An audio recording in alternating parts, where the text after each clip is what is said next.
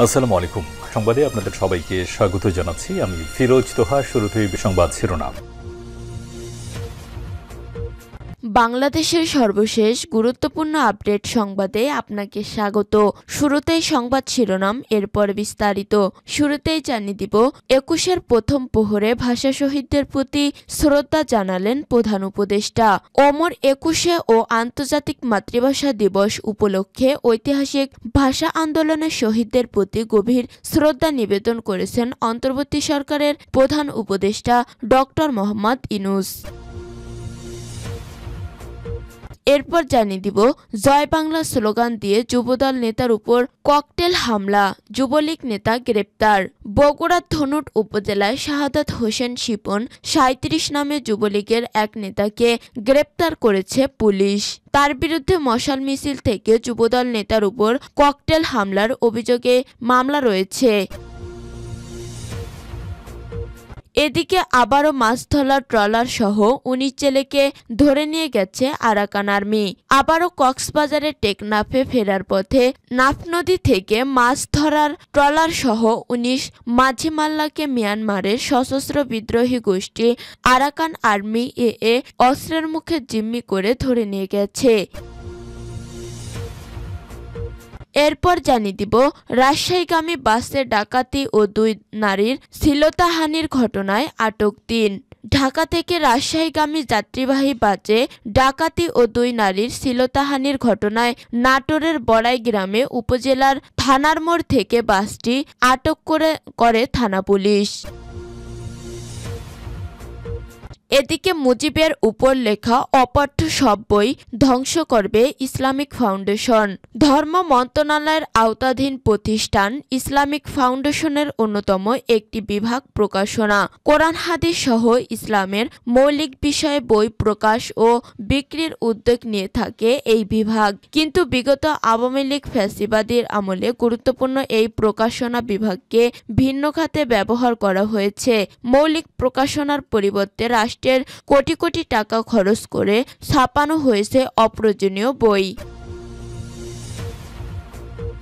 এবং সর্বশেষ জানিয়ে দিব, প্রথমবারের মতো ভারত ইস্যুতে বিপরীতমুখী অবস্থানে ট্রাম্প ও মাস্ক, যা জানা গেল। মার্কিন ধনকুবের ইলন মাস্কের সঙ্গে ভারতের প্রধানমন্ত্রী নরেন্দ্র মোদীর বৈঠকের পর বৈদ্যুতিক গাড়ি নির্মাতা প্রতিষ্ঠান টেসলা ভারতে উৎপাদন এবং ব্যবসা শুরু করতে যাচ্ছে। এ খবরে ভারতীয়দের মধ্যে উচ্ছ্বাস দেখা দিলেও বিষয়টি ভালোভাবে নেননি গোদ প্রেসিডেন্ট ডোনাল্ড ট্রাম্প। তার মতে, টেসলা যদি ভারতে কারখানা চালু করে তবে সেটি যুক্তরাষ্ট্রের প্রতি অন্যায় হবে।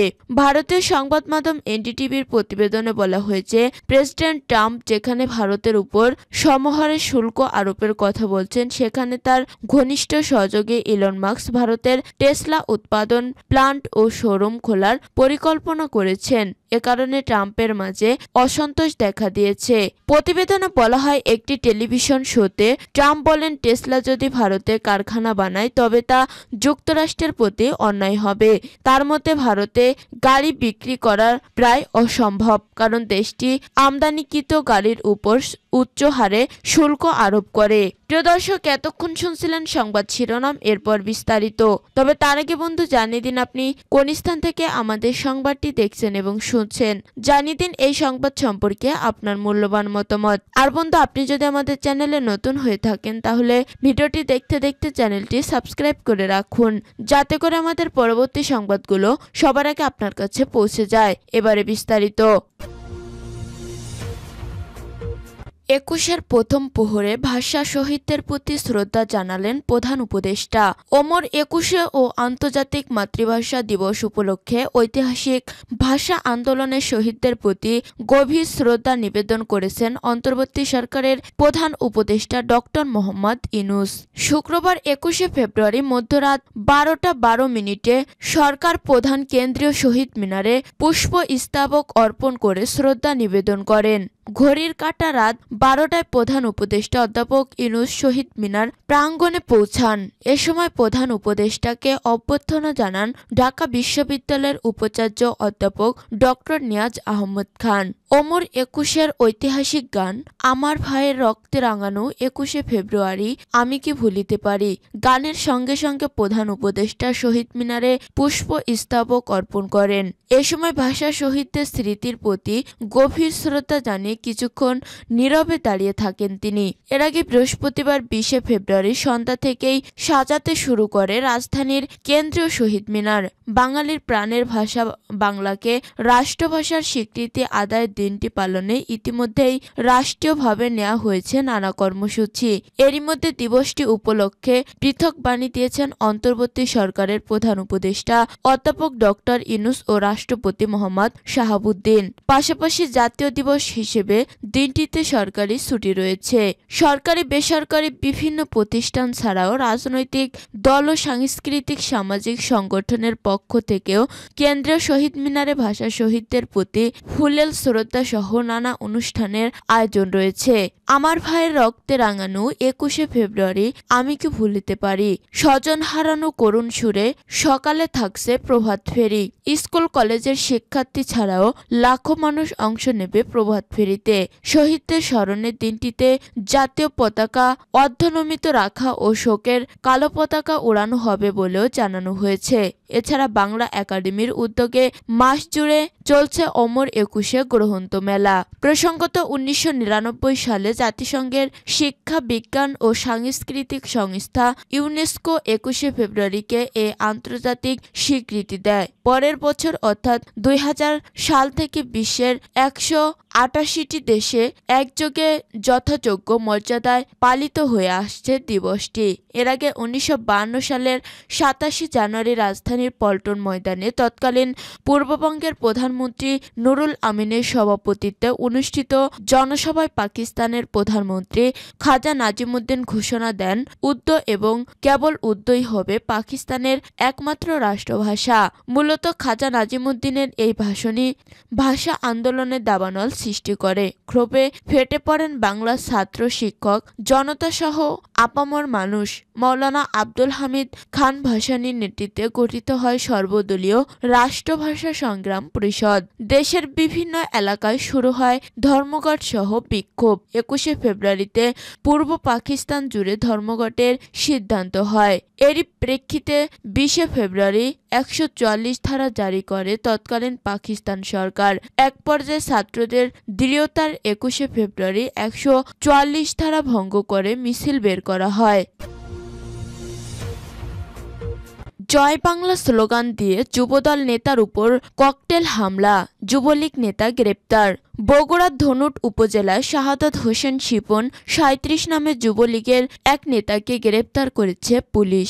তার বিরুদ্ধে মশাল মিছিল থেকে যুবদল নেতার উপর ককটেল হামলার অভিযোগে মামলা রয়েছে। বৃহস্পতিবার ২০শে ফেব্রুয়ারি ধনুট থানা থেকে আদালতের মাধ্যমে তাকে বগুড়া জেলা কারাগারে পাঠানো হয়েছে। এর আগে গত বুধবার ১৯শে ফেব্রুয়ারি দিবাগত রাতে নিজ এলাকা থেকে তাকে গ্রেপ্তার করা হয়।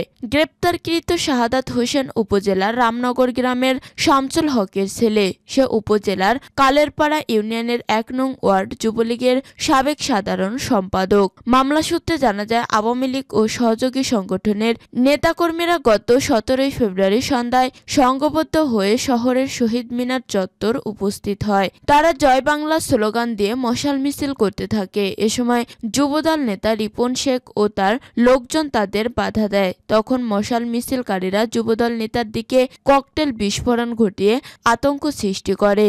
এ ঘটনায় ১৯শে ফেব্রুয়ারি ধনুট পৌরসভার ২ নং ওয়ার্ড যুবদলের সাধারণ সম্পাদক চরপাড়া গ্রামের রিপন শেখ বাদী হয়ে এই মামলা দায়ের করেন। ওই মামলায় আওয়ামী লীগ ও সহযোগী সংগঠনের ৯৬ নেতাকর্মীকে আসামি করা হয়েছে। এই মামলায় অজ্ঞাত আসামি হিসেবে তাকে গ্রেপ্তার করা হয়। ধনুট থানার ভারপ্রাপ্ত কর্মকর্তা ওসি সাইদুল আলম জানান, এই মামলায় অন্য আসামিদের গ্রেপ্তারে অভিযান অব্যাহত রয়েছে। আবারও মাছ ধরার ট্রলার সহ ১৯ জেলেকে ধরে নিয়ে গেছে আরাকান আর্মি। আবারও কক্সবাজারের টেকনাফে ফেরার পথে নাফ নদী থেকে মাছ ধরার ট্রলার সহ ১৯ মাঝি মাল্লাকে মিয়ানমারের সশস্ত্র বিদ্রোহী গোষ্ঠী আরাকান আর্মি এ অস্ত্রের মুখে জিম্মি করে ধরে নিয়ে গেছে। বৃহস্পতিবার টেকনাফের শাহপরীর দ্বীপের কাছাকাছি নাইখন্দিয়া এলাকায় এ ঘটনা ঘটে। তার আগে গত ১০ই ফেব্রুয়ারি নাফ নদের মোহনা থেকে ধরে নিয়ে যাওয়া ৪ বাংলাদেশি জেলেকে এখনও ছাড়েনি। স্থানীয় সূত্রে জানা যায়, প্রতিদিনের ন্যায় জেলার নাফ নদীতে মাছ ধরতে গেলে আরাকান আর্মি বিনা উস্কানিতে টেকনাফ শাহপুরের দ্বীপ মাঝের পাড়ার মোহাম্মদ কালামিয়া, মোহাম্মদ নুরুল আলম, আব্দুল রহমান, মোহাম্মদ কালাম আহমেদ, মোহাম্মদ লাইলা, মোহাম্মদ কবির আহমেদ, মোহাম্মদ ইনুস, নুরুল ইসলাম, মোহাম্মদ লুৎফর রহমান, রহিম উল্লাহকে অস্ত্রের মুখে জিম্মি করে ধরে নিয়ে যায়। বাকি ৯ জেলের নাম ঠিকানা পাওয়া যায়নি। শাহপুরের দ্বীপের ইউপি সদস্য আব্দুস সালাম মেম্বার জানান, মাছ ধরে ফেরার পথে শাহপুরের দ্বীপের ১৯ জেলেকে টেকনাফ নদীর ঘোলাচর এলাকা থেকে আরাকান আর্মি ট্রলার সহ আটক করে নিয়ে গেছে। টেকনাফ উপজেলা নির্বাহী কর্মকর্তা ইউনো শেখ এহসান উদ্দিন জানান, আরাকান আর্মি ১৯ জেলেকে ট্রলার সহ আটক করে নিয়ে গেছে। তাদের উদ্ধারে কাজ চলছে।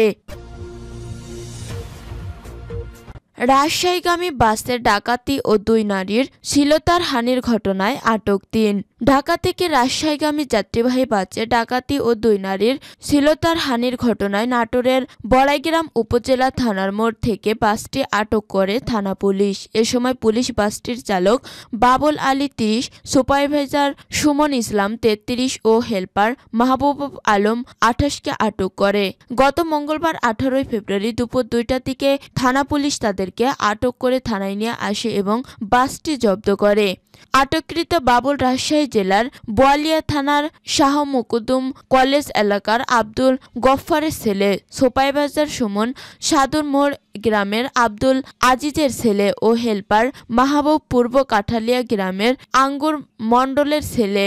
ভুক্তভোগী যাত্রীদের কাছ থেকে পাওয়া তথ্যের ভিত্তিতে পুলিশ জানায়, গত সোমবার রাতে ঢাকা থেকে রাজশাহীগামী ইউনিক রোড রয়্যালস পরিবহন নামের একটি যাত্রীবাহী বাস ঢাকার গাবতলী থেকে ছেড়ে আসে। পথিমধ্যে চন্দ্রা এলাকা বাসটিতে আরও কয়েকজন যাত্রী ওঠে। পরে বাসটি টাঙ্গাইল পৌঁছালে নতুন ওঠা যাত্রী সহ আরও কয়েকজন অস্ত্রের ভয় দেখিয়ে বাসটির নিয়ন্ত্রণ নিয়ে নেয়। পরে ডাকাতরা যাত্রীদের মালামাল লুট করে মির্জাপুর এলাকায় বাস থেকে নেমে যায়। এ সময় ২ নারী যাত্রীর শ্লীলতাহানির শিকার হয়েছেন বলে অভিযোগ ওঠে।